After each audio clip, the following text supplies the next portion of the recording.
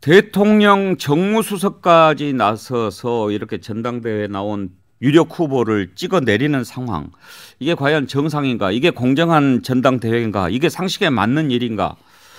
한번 생각을 좀 해봐야 합니다. 많은 분들이 글을 보내주셨는데 좀 소개를 해드리죠. 앞에 소개하는 것은 아이디고 그 다음에는 글입니다. 제가 님자 일일이 안 붙여도 이해해 주십시오. 그럼에도 불구하고 님. 여권 당대표 하겠다는 사람이 대통령과 연대하겠다는데 뭐가 잘못된 것인가요?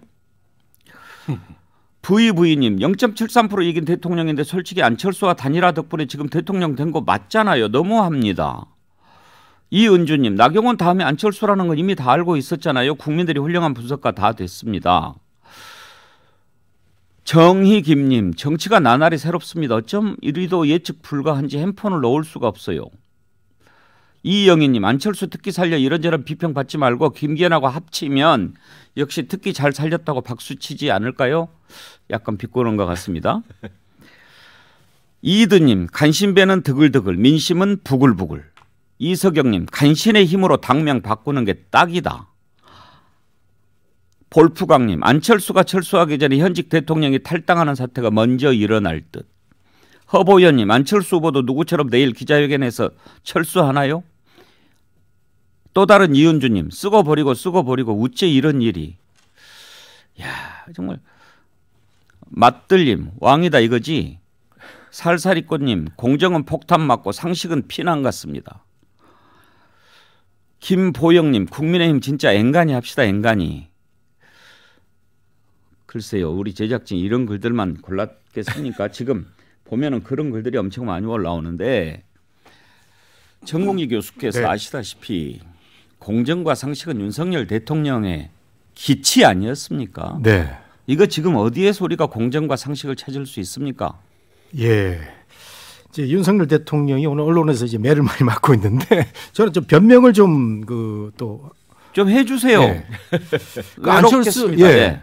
우리 정 교수님이 안철수가 잘못한 거는 딱 하나 있다는 게 1등했다는 건데 이제 그건 뭐 저는 유머로도 좀 받아들이고 사실은 안철수 의원이 공동정부의 인수위원장으로서 역할을 제대로 했느냐 하면은 그때 여러 가지 뭐 소위 속된 말로 삑사리가 많이 났습니다. 대통령하고 케미가 이루어지지 못하고 뭐 본인이 추천한 인사가 장관이 안 되면 잠적을 하고 뭐 이런 과정에서 대통령이 안철수 의원을 다시 보게 됐다는 그러니까 서로가 융합이 안 됐는데 1인자하고 2인자하고 갈등이 있으면 2인자가 엎드려야 되는 거거든요. 마오쩌둥하고 저원라이가 그 갈등이 있을 때 주원래는 납작 엎드렸습니다. 중화인민공화국을 위해서.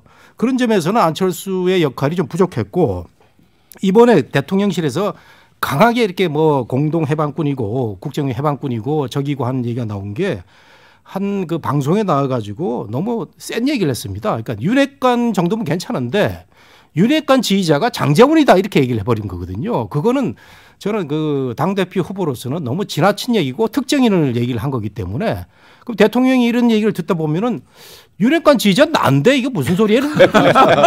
그거군요. 예. 그 뭐 나를 무능하게 보는 이런 얘기도 들 수 있고 또는 그렇게는 저 생각 안 합니다만은 왜 일 잘하는 장제원이를 저격을 해가지고 이 사람 안 되겠네라는 게 나온 것 같습니다. 제 생각에는. 그게 변호입니까 지금? 아니 근데 이제 그건 대통령이 안철수 의원을 보는 시선이고 평가잖아요. 그리고 그런 평가를 당해서 모를 리가 있겠습니까? 이른바 윤핵관이라는 분들은 다 알죠. 그리고 그런 평가를 과거에도 전당대회 때 특정 후보를 선호하고 특정 후보에 대해서 내키하지 않는 그런 대통령들의 심리가 다 있었어요. 국민의힘 전당대회는 특히 그런 역사가 있잖아요. 근데 이렇게 거칠고 난폭하게 표현을 해야 되냐는 거죠. 이거는 어쨌든 당내 선거의 공정성을 해치는 거를 넘어서서 거의 민주주의의 상식을 파괴하는 이런 모습을 대통령이 보이고 있어요. 그러니까 저분이 무슨 민주주의라는 걸 해본 분도 아니고 정당 정치를 해본 분도 아니니까 그런 것이 좀 익숙하지 않고 독선적인 모습을 보일 수 있다 쳐도 이거는 그냥 독선적인 모습을 보이는 걸 넘어서서 오히려 제가 거듭 말씀드리지만 역효과가 난다니까요. 그 역효과가 염려되니까 이제 나오는 얘기가 뭐냐면 그럼 탈당하겠다. 아니 대통령이 뭘 가진 게 뭐가 있어서 탈당을 합니까? 그거 얼마나 따라갈까요? 탈당하려면은요 재산 다 놔두고 빈손으로 나가야 됩니다. 거기에 윤핵관들 따라가겠지만 대통령 지지율이 30%대예요. 뭐가 있어서 창당을 한다고 그 심평 변호사 같은 분들 헛소리를 하죠.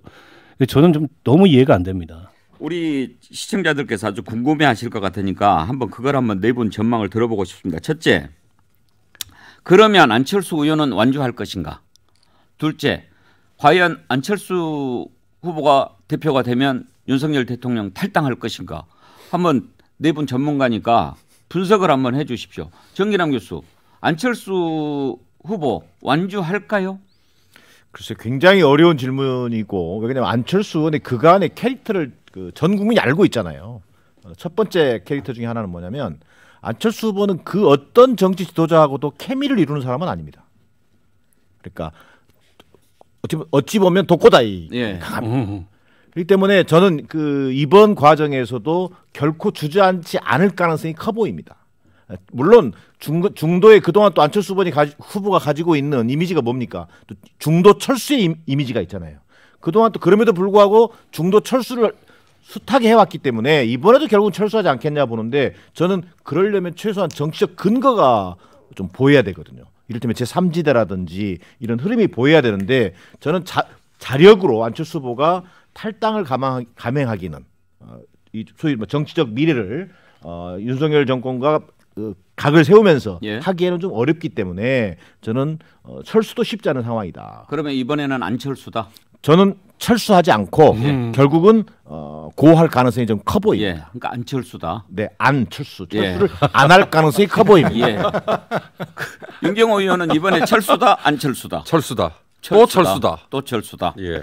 그러나 버티면 이번 일로 인해서 안철수가 당대표에 될 수도 있어 보인다. 예. 그렇지만 버티지 못하고 또 철수할 거다. 또 철수다. 예. 왜요? 그동안에 해왔던 뭐 행태도 행태고 제가 보기에는 안철수 의원이 아까 10년 동안 뭐 정치를 하면서 내공이 쌓였다라고 말씀하셨지만 거친 들판에서 했던 정치는 아니거든요. 그러니까 지금 어떻게 보면 굉장한 뭐 위기의식 내지는 그 외로움을 느꼈을 거예요. 그리고 또 정말 너무 험난하구나라는. 그러니까 저는 아침에 그 특정 신문을 얘기해서 그렇습니다만 조선일보가 아까 그 안철수와 윤석열 파탄 뭐 배경 그래서 네 가지를 쫙 정리했더만요. 그 인수위원장 시절에 뭐 무슨 아까 말씀하셨죠. 제대로 공직자로서 보여서는 안 될 해태하는 그러니까 게으른 뭐 예. 아니면 보이콧하는 자세. 그다음에 정작 공직을 제안했더니 고사했다. 여러 가지 이유가 있었겠죠. 백지 신탁 등등 청문회. 그다음에 대선 기여도에 대한 뭐 평가의 차이 뭐 이런 거 있었잖아요. 저는 절대로 안철수 의원이 지금 당내 기반이 없다는 걸 본인이 알고 있기 때문에 아마 철수를 할 수밖에 없다. 이렇게까지 궁지에 몰려 있는 상황에서. 윤경호 의원 지난번에도 나경원 철수 마쳤죠. 예. 어허, 이번에도 안철수 만약에 철수한다 마치면 거의 지금 핫한 분 있죠. 먼공. 그분과 같은 반열 될 것 같습니다. 윤공스승 되는 겁니까? 예, 지금 정기남 교수는 이번에는 안철수다. 근데 윤경호 의원은 또 철수다. 두 분 생각이 궁금한데 정국희 교수는 어느 쪽입니까? 예, 저는 정기남 교수 의견에 동의합니다. 안철수다. 예. 어. 지금 뭐 철수를 하면 이제 안철수는 없는 거죠. 그동안에 10년 동안 국민들한테 그 실망시킨 부분으로 완전히 이제 파이널 그 대미를 장식하는 거고요. 근데 이번에 완주를 하게 되면 결과에 상관없이 또 대권이라는 큰 무대가 있기 때문에 손해볼 게 없다. 저는 뭐 당 대표가 되든 안 되든 안철수로서는 완주할 수밖에 없는 거 아니냐 이렇게 전망을 좀 하고 있고요. 그다음에 만일에 안철수가 됐을 때 아까 그 대통령의 탈당 그건 좀 이따 그렇습니까? 예. 예. 그럼 저는 일단 철수일까 아닐까 그것만 보고. 예. 저는 그다음에 일부 주인공은 안철수, 2부 주인공은 윤석열 대통령이니까 나눠서 하십시다. 저는 안철수입니다. 안철수다. 네. 박원석 의원께서는 저도 완주한다고 봅니다. 3대 1이네요. 오히려 지금 별의 순간이 왔어요. 그 별의 순간을 윤석열 대통령과 윤핵관들이 만들어주고 있다. 안철수한테. 사실 초반에 저분 경선 나와가지고 안 될 것 같은데 왜 저러나. 근데 이게 본 자력에 의해서가 아니고 오히려 외부의 부당한 압박에 의해서 지금 안철수가 지금 투사가 되고 있는 상황이지 않습니까? 그러니까 이 국면을 좀 지혜롭게 넘긴다면 전 당대표 될 수도 있다. 안철수가 당대표 되면 어떡하려고 저러나 이런 생각이 듭니다. 예. 자, 일단 3대 1인데 만약에 이번에도 윤경호 의원이 마친다면 배당이 더 높아집니다. 자, 그러면 세 분이 이번에는 계속 완주할 거다라고 봤으니까 현재는 여론조사에서 1등을 달리고 있습니다. 만약에 끝까지 가서 안철수 대표가 된다고 합시다. 그러면 심평 변호사 말한 대로 윤석열 대통령이 탈당을 할 것인가? 정공기 교수께서 말씀하시다 말았으니까 먼저 한번 전망을 해 주시죠. 저는 탈당할 가능성이, 이게 탈당이라보다는 이제 새 당을 만든다는 얘기죠. 예. 그러니까 윤석열 대통령의 이 윤석열 당을 만들 것이다. 그렇죠. 오. 본인은 뭐 저 당이 따로 놀고 이런 걸 못 보는 성격 아닙니까? 그렇게 되면은 내가 당을 만들어 갖고 확실하게 윤석열 당으로서 새롭게 가자. 그런 것도 있고, 그 다음에는 윤석열 정부가 출범할 때부터 나온 얘기가 정계 개편입니다. 그리고 윤석열 대통령 뒤에 김한길 전 의원 있지 않습니까? 이분이 항상 주장하는 게 큰 틀에 정치 한번 하자 해가지고 뭐 지역적으로는 영남과 호남, 호남과 영남의 융합이라든가 보수와 진보의 융합이라든가 새로운 정치판을 짜자, 이런 그 느낌이 쭉 있는 것 같아요. 제가 아는 여의도의 그 제 후배 국회의원들도 항상 이걸 염두에 두고 있더라고요. 정계 개편을 염두에 두고. 그래서 이런 그 안철수 대표 이후의 체제를 생각하면 이런 그 새로운 정치를 모색하는 것이 윤석열을 통해서 이루어지지 않을까라는 생각도 저는 해봅니다. 알겠습니다. 나머지 세 분 얘기 듣기 전에 궁금한 게 하나 있어요. 우리 정공기 교수님 네. 말씀 듣다가 만약에 그런 생각이 있으면 진작부터 그냥 당을 이렇게 뭐 해체하고 새로운 당을 만들든지 해야지. 전당대회를 열어서 당 대표를 만들려고 하는데 본인이 미는 사람이 안 됐다고 그거를 또 당을 탈당해서 만든다고 그러면 국민들이 그거 어떻게 볼까요? 그게 모양새가 좀 살아게 되는 건데요. 근데 대통령이 지난번에 그 정치 어젠다도 안 던졌어요. 중대선거구제 던졌는데 결국은 현실 정치인들이 이해관계 얽혀가지고 뭐 물 건너가는 게 되고, 그렇게 이제 모양새 좋게 가지 않는 상황 속에서는 어쩔 수 없지 않나, 이런 생각도 좀 드는데요. 이런 상황을 어떻게 받아들여야 될지. 글쎄요, 저는 지지율 30%의 소수당의 대통령이 정계 개편에서 성공할 수 있을까 불가능하다고 거의 봅니다. 예를 들어서 TK나 영남 쪽은 아마 따라갈 겁니다. 그분들은 대통령 권력이 없으면 하루도 못 견디는 이런 분들이기 때문에. 근데 수도권에 의석도 많이 없지만 여기 굉장히 고민스러울 거예요. 게다가 이준석, 뭐 유승민 이런 사람들이 가겠습니까? 그런 사람들은 온다고 해도 못 오게 할 거 아니에요. 남을 거예요. 그럼 그 당은 있는 거예요, 그냥. 그럼 대통령이 새로 창당하는 당은 군소정당이 될 겁니다. 민주당에서 데려온다? 민주당에 누가 갑니까? 이런 상황에서. 뭐 검찰 수사 협박해가지고 데려온다. 그것도 다 옛날 방식이죠. 그러니까 물론 그런 생각을 해볼 수는 있을 텐데 그게 성공할 가능성은 제가 보기에 없다고 보고, 국민적인 명분도 굉장히 떨어지고, 제가 말씀드렸잖아요. 국민의힘이 갖고 있는 자산을 다 놓고 나가야 돼요. 국민의힘 당대표가 그걸 포기하지 않는 이상. 그러면 맨손으로 시작해야 되는 겁니다. 국회의원 뭐 한 5, 60석 데리고서. 글쎄 그런 정치 하려고 그럴까요? 제가 보기엔 불가능하다고 봐요. 불가능하다. 제가 질문 하나 드려도 됩니까? 예. 열린우리당 만들어졌을 때하고는 어떤 차이점이 있습니까? 열린우리당 만들어졌을 때 물론 노무현 정부도 당시로서는 굉장한 모험이었죠. 그 다음 총선에 대승했잖아요. 근데 과반을 얻었지 않습니까? 탄핵 역풍이 거꾸로 불어가지고. 지금 그런 거 기대할 수 있습니까? 제가 보기엔 쉽지 않다고 봐요. 윤경호 의원 전망은요? 저도 불가능하다고 봅니다. 첫째, 대의 명분이 없어요. 그러니까 어떤 개혁을 위해서 제가 깃발을 꽂았는데 기존의 정당들이 저에게 너무나 비협조적입니다. 국민 여러분 도와주세요. 제가 5년 동안 하고 나머지 개혁은 그 다음 누구에게 또 이어가도록 하겠습니다. 이래야 되는데 아쉽게도 윤석열 정부는 5년 동안 할 일이 뭔지에 대해서 지금 말을 못하고 있는 정부예요. 근데 뭐 대한민국을 어떻게 바꿔나가겠다는 거에 대한 그림은 지금 어디를 눈씻고 찾아봐도 그걸 이렇게 국민에게 설득력 있게 제시하는 게 없잖아요. 나머지는 우리 박원석 의원께서 너무나 말씀 잘하셨잖아요. 열혈 지지층이 없는데 어떻게 그게 가능합니까? 그리고 현실적으로 윤석열 대통령의 주변에는 아까 간신배들 많다고 뭐 공격하는 쪽에서 얘기했잖아요. 전략가가 없는 것 같아요. 정치라는 게 뭔지 본인은 정치를 너무 쉽게 생각할지 모르지만 정치라는 건 이러이러한 과정, 타협과 협상을 거쳐야 됩니다라는 이 전략가가 없는 상황에서 정당을 만들어서 그 총선에서 평가를 받는다. 저는 뭐 그냥 백발백중 실패로 가는 길이라고 봅니다. 하여튼 지금 대한민국 정치사에 보지 못했던 그런 일들을 우리가 보고 있습니다. 지금 대통령 된 지 1년도 안 됐잖아요. 그런데 대통령의 멘토라고 하는 사람이 그런 말을 하고 있는데 어떻게 될까요? 이게 이제 단순히 대통령이 지지하는 사람이 되도록 하기 위한 압박에 그칠까요? 실제로 그런 그림을 그리고 있는 건지 궁금하기도 하고. 정기남 교수는 어느 쪽이세요? 저는 선무당이 사람 잡을 확률은 있다 봐요. 근데 그럼에도 불구하고 지금 심평 변호사가 얘기하는 소위 탈당 운운 이것은 저는 불가능한 시나리오다 이렇게 보여집니다. 최고 수준의 협박일 뿐이죠. 그렇게 보여지고요. 앞서 여러분이 말씀하셨습니다만 명분 또 계기, 주체적인 어떤 역량 이런 부분들을 종합적으로 봤을 때 실현 불가능한 얘기를 지금 하고 있는 거다.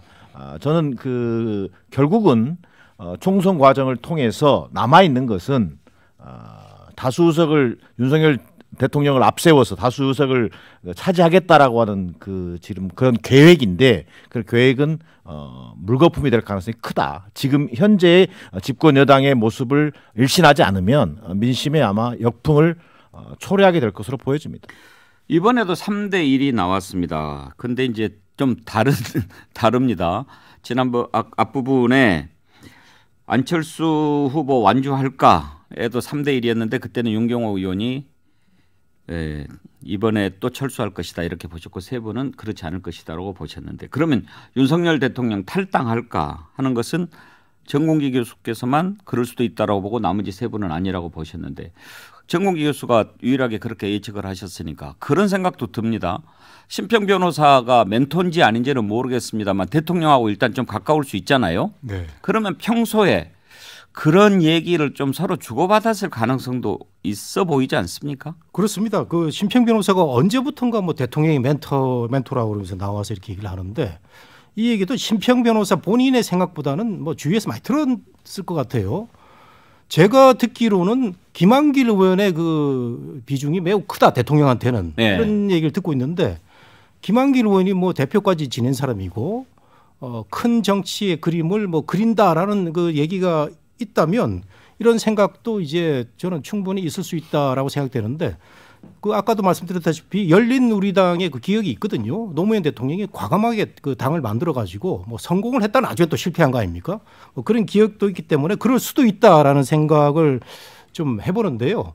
근데 저는 심평 변호사가 이 윤석열 대통령한테 별 도움이 안 됩니다. 이 사람이요. 사실은 조국 이번 그 판결이 났을 때도 온 국민들이 이제 조국이라는 사람에 대해서는 이제 잊어버렸는데 이 사람은 민주당 뭐 대선 경선에서 조국이 나오면 뭐 조국이 1등할 수도 있다 이런 얘기도 하고 있는 사람이고 이번에 뭐 또 컷오프된 강신업 변호사하고 뭐 싸우기도 하고 해서 굉장히 이미지가 별로 안 좋은데 이분이 계속 뭐 김기현 오늘 광주 방송에 그 김기현 의원이 왔다고 하는데 후원회장도 맡고 있고 참 별로 도움이 안 되는 것 같은데 대통령이 좋아하는 모양입니다. 네.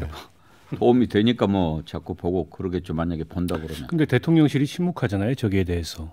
그 얘기는 반쯤 인정한다는 얘기거든요. 가능성 여부, 뭐 혹은 그 성공 여부를 떠나서 실제 우리 그렇게 할 수도 있어라는 반협박을 대통령실도 저 침묵으로서 저는 하고 있는 거라고 보고 김기현 의원도 가만히 있어요. 본인의 후원회장인데. 아니 그래요. 사실 지금 일단 언론들이 그렇게 쓰잖아요. 윤석열 대통령의 멘토로 알려진 심평 변호사가 그렇게 이제 얘기를 했는데 지난번에 그런 일이 있었어요.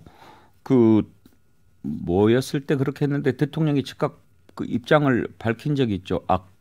그때는 이제 강신업 변호사가 뭐 이야기할 때 김건희 여사 쪽에서 이렇게 정리를 한 적이 있죠. 그러면 이번에도 그런 얘기를 하면 대통령실에서 멘토다든지 아니라든지 또는 뭐 그 사람이 그런 말을 한 것에 동의하지 않는다든지 뭐 이런 것을 밝혀야 맞죠. 그러니까 저는 정공 교수님 말씀에 공감하는 바는 대통령실이 저걸 용인한다는 거는 심평 변호사를 통해서 당을 협박하고 있는 거예요. 실제 안철수가 당대표 되면 나 이렇게 할 수도 있어. 그것의 성공 가능성 여부를 떠나서. 근데 실제 저는 그렇게 될 가능성은 거의 없다고 봅니다. 그러니까 자칫하면 탄핵돼요. 그러다가. 지금 야당 의석이 저렇게 압도적인 상황에서 대통령한테 상황이 불리하게 돌아가고 남는 사람들 남고 탄핵의 사유와 명분이야 찾자면 왜 못 찾겠습니까? 얼마든지 저는 쌓이고 있다고 보고 그 위험을 감수하려고 그럴까요? 그보다는 제가 보기에 타협하려고 그러겠죠. 공천권을 가지고서. 지금 공천권 때문에 저런 거지 않습니까? 근데 참 그 정인환 교수 우리가 쭉 그동안 저렇게 정치를 봐왔는데 대통령이라고 하는 자리는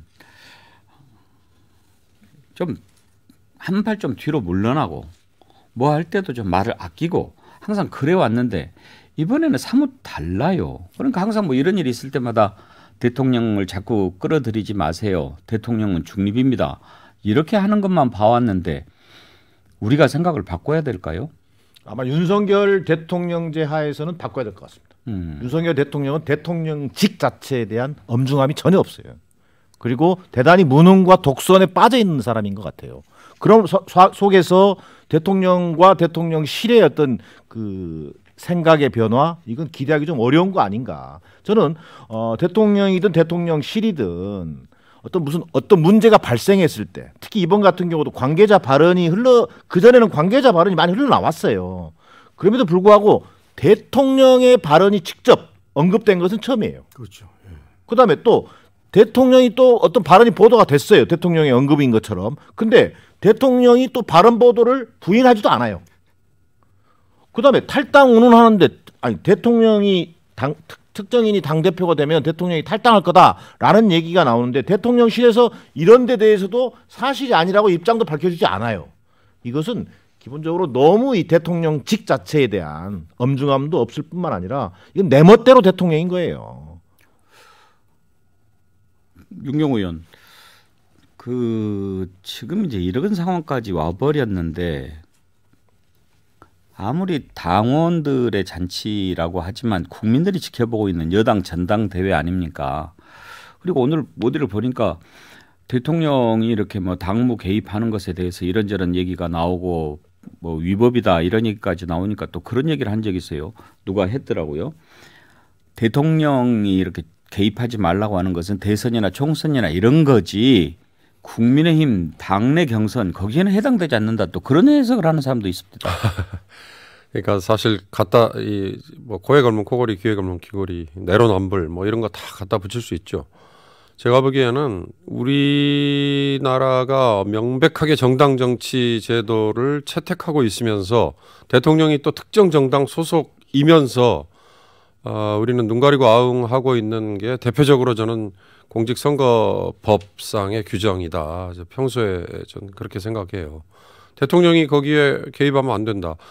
미국은 아예 내놓고 대통령이 현직 있으면서 중간선거 때 선거운동을 오히려 더 적극적으로 하고 다니잖아요.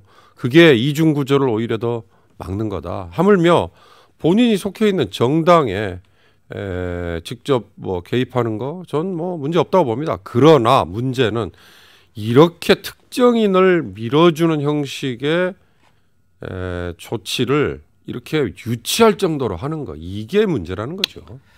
예, 정말 지금 국민의힘 전당대회 걱정의 눈빛으로 쳐다보는 국민들이 많이 있습니다. 시간이 오늘 더 빨리 지나갔네요. 두 분 선정하겠습니다. 오늘 운율을 맞춰서 댓글 올려주신 분 두 분 뽑았습니다. 살살이꽃님, 공정은 폭탄 맞고 상식은 피난 같습니다. 이드님, 간신배는 드글드글, 민심은 부글부글. 전지현 씨, BHC 치킨 쿠폰, 그리고 자연주의 화장품 글래모에서 드리는 클렌징 폼 드리도록 하겠습니다. 함께해 주신 여러분 정말 감사드리고요. 또 구독자 20만 명 저희가 향해 가고 있는데요. 20만 구독자 달성 이벤트도 준비하고 있습니다. 크루즈 선도 여행사 롯데관광에서 제공하는 400만 원 상당의 2인 크루즈 상품권입니다. 앞으로도 계속해서 귀 기울여 주십시오. 네 분 수고하셨습니다. 감사합니다. 감사합니다. 내일 오전 11시에 다시 찾아뵙겠습니다. 함께해 주신 여러분 감사합니다.